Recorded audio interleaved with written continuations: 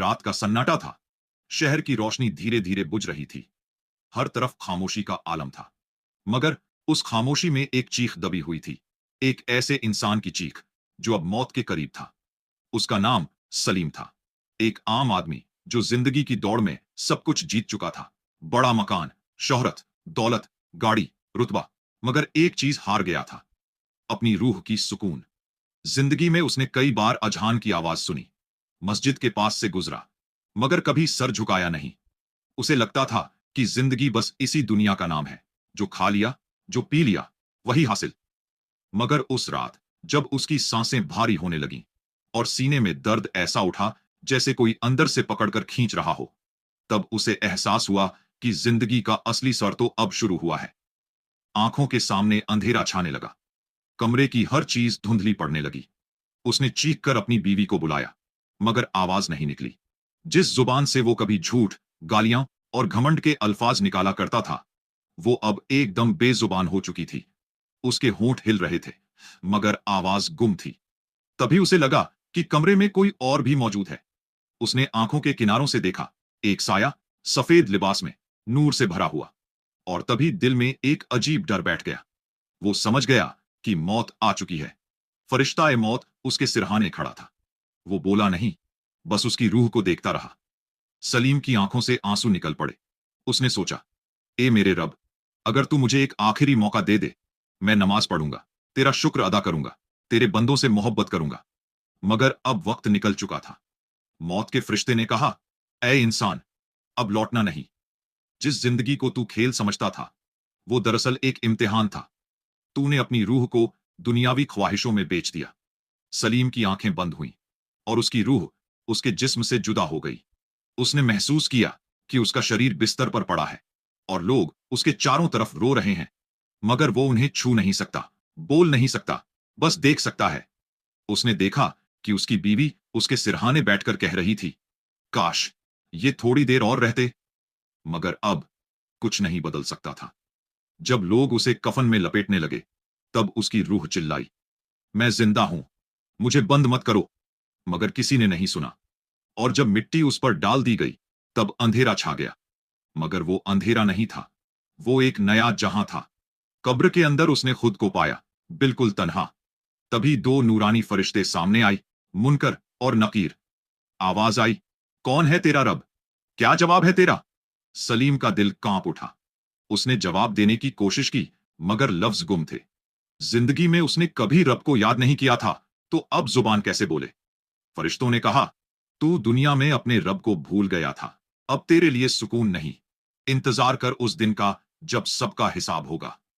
और कब्र की मिट्टी थरथराने लगी। उसके चारों तरफ अंधेरा गहरा होता गया। उसने सोचा, काश मैं उस वक्त मस्जिद की अजान सुनकर उठ गया होता। काश मैंने अपने बच्चों को कुरान सिखाया होता।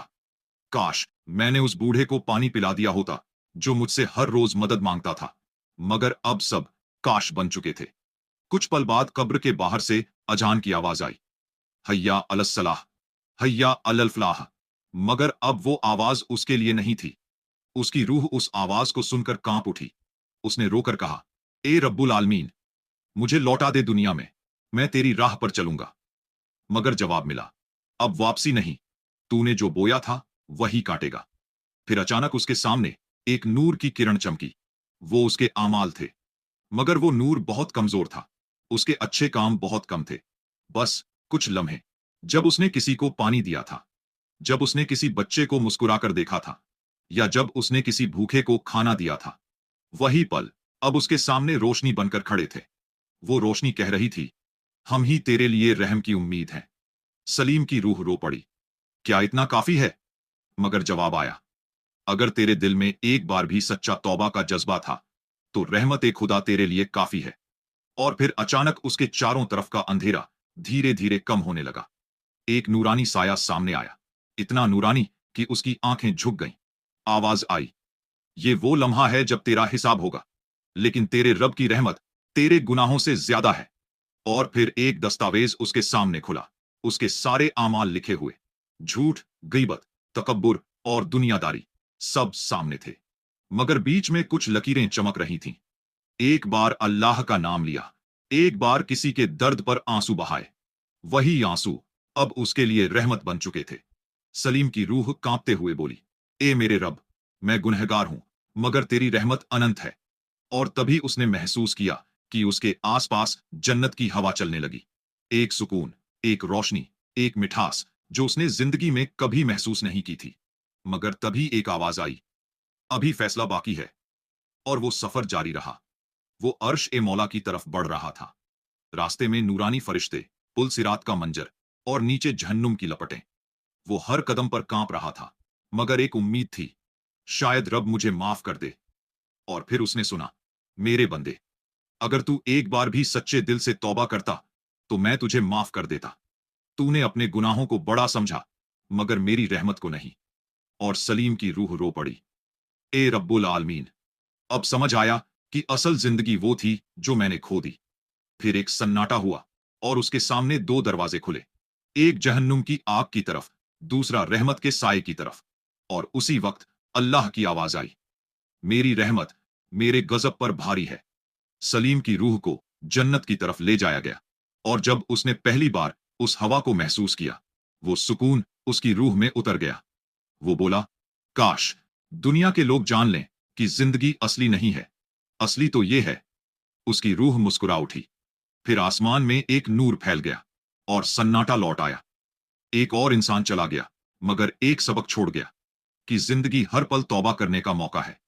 क्योंकि जब आखिरी सांस आती है तो कोई काश काम नहीं आता।